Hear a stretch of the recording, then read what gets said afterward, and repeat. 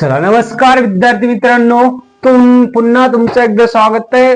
Post office भरती तिसरी merit list कधी लागणार आहे आणि त्या ठिकाणी कोणाला चान्स मिळणार आहे, दोन गोष्टी आहेत त्या खूप महत्त्वाच्या, म्हणून व्हिडिओ शेवट पर्यंत बघा, सगळं डिटेल अनालिसिस तुम्हाला देतो।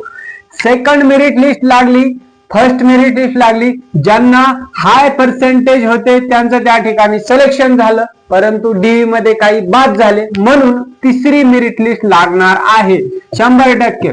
कधी लागेल? आता 20 ते 30 दिवसाच्या टाइम पिरियड मध्ये त्या ठिकाणी तिसरी मेरिट लिस्ट लागणार आहे, म्हणून कोणीही ज्यांचं सिलेक्शन झालं नाही त्यांनी हताश निराश अजिबात व्हायचं नाहीये।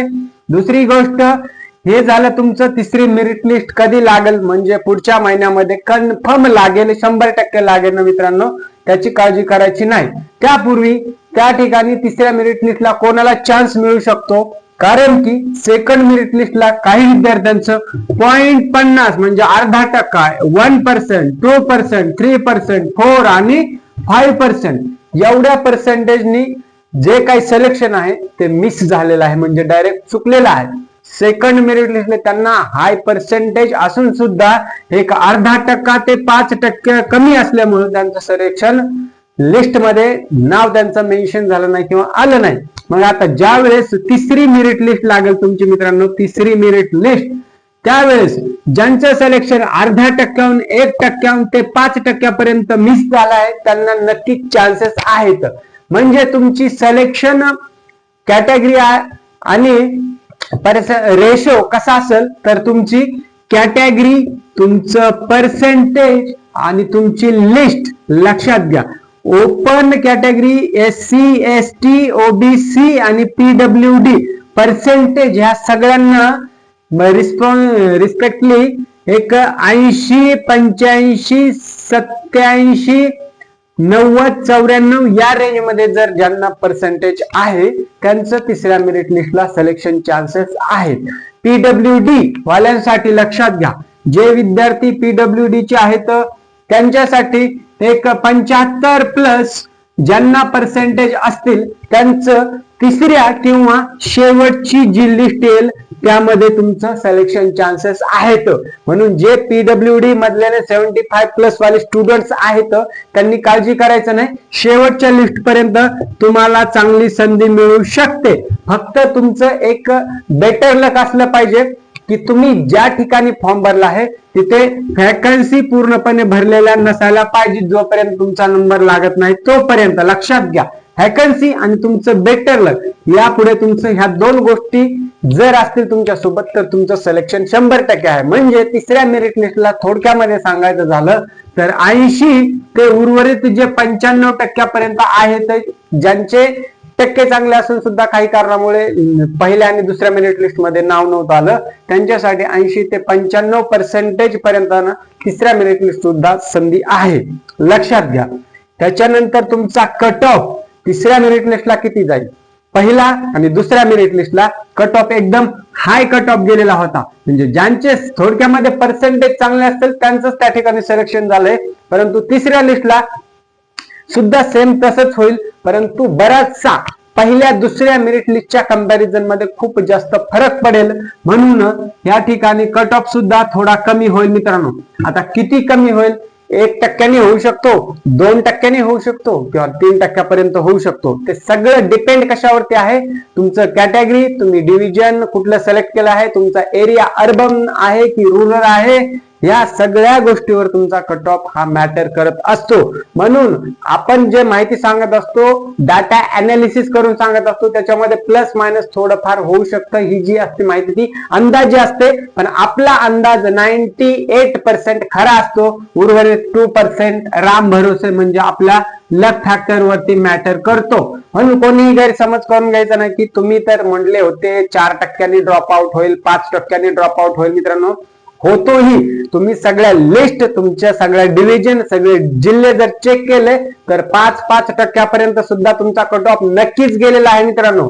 म्हणून ज्या ठिकाणी कट ऑफ कमी गेलेला आहे, जास्त गेलेला आहे, ज्या ठिकाणी रिमेन सेम राहिलेला आहे, तशा विद्यार्थ्यांनी सुद्धा तुमचा डिव्हिजन, तुमचे पर्सेंटेज कमेंट करायचे, जेणेकरून आपल्याला कळेल की या ठिकाणी कॉम्पिटिशन जास्त आहे आणि येणाऱ्या लिस्ट मध्ये त्या डिव्हिजनला, त्या जिल्ह्यामध्ये कोणाचं सिलेक्शन होऊ शकतं. म्हणून तुमचे पर्सेंटेज सगळ्या गोष्टी कमेंट करायच्या आहेत मित्रांनो, लक्षात घ्या. त्याच्यानंतर आपण म्हटल्याप्रमाणे एक अट आहे, तिसऱ्या मेरिट लिस्ट मध्ये कोणाचं नाव येईल, कोणाचं सिलेक्शन होईल, त्याच्यासाठी काही कंडिशन्स असणार आहेत मित्रांनो. पहिली कंडिशन म्हणजे तुमचं पर्सेंटेज जे चांगले असले पाहिजे, जरी कमी असतील तरी नो इश्यू, तुमची कॅटेगरी मध्ये तुम्ही असायला पाहिजे जर पर्सेंटेज कमी असतील, आणि रुरल किंवा ग्रामीण भागामध्ये तुम्ही प्रेफरन्स केलेला असायला पाहिजे जर पर्सेंटेज कमी असतील तर. म्हणजे ह्या लक फॅक्टरच्या गोष्टी आहेत, ह्या गोष्टी तुमच्या आत्ता ठरणार नाहीत, ज्यावेळेस तुम्ही फॉर्म भरला होता त्यावेळेसच तुमचं सिलेक्शन ठरलेलं असतं थोडक्यामध्ये मित्रांनो, लक्षात घ्या.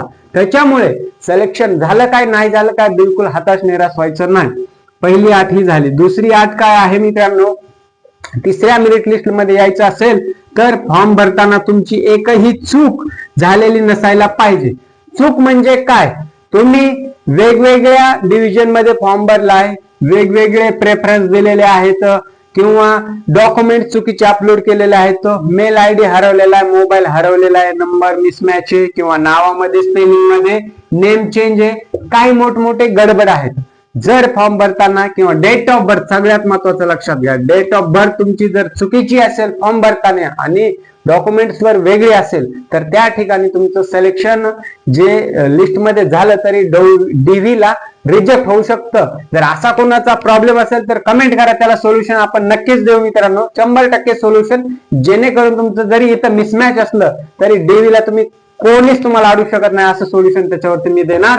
आणि दुसरं, कुठलाही प्रॉब्लेम, कुठलीही समस्या असू द्या, त्याचं सुद्धा सोल्युशन, फक्त तुमचे प्रॉब्लेम कमेंट करत चला, 100% सोल्युशन तुम्हाला मिळत जाणार मित्रांनो. ठीक आहे, ही झाली दुसरी अट.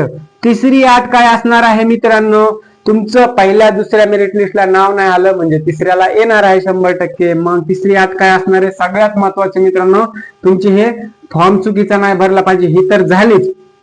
परंतु तिसरी अट, तुमचं याच्या अगोदर मेरिट लिस्ट मध्ये नाव आलेलं होतं पण तुम्ही डॉक्युमेंट व्हेरिफिकेशनला गेला नाही, बरोबर. म्हणजे समजला का प्रश्न, पहिल्या किंवा दुसऱ्या मेरिट लिस्ट मध्ये तुमचं नाव आलं आहे, यापूर्वी आलेलं होतं 2026च्या GDS-ला, परंतु तुम्ही डॉक्युमेंट व्हेरिफिकेशनला गैरहजर होतात किंवा डॉक्युमेंट डीव्ही ला गेलाच नाही, तर मग तुमचं तिसऱ्या मेरिट लिस्टला नाव येईल का, तर सरळ सरळ उत्तर आहे नाही मित्रांनो.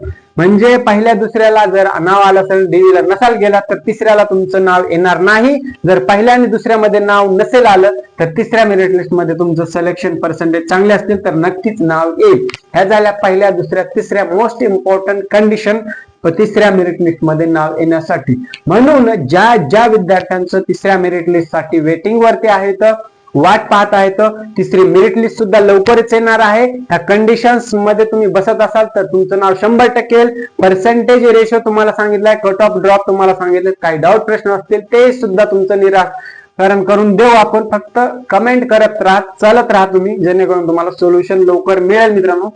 इथेच थांबतो, भेटूया नवीन अपडेट सोबत. तोपर्यंत जय हिंद, धन्यवाद, राम राम मित्रांनो.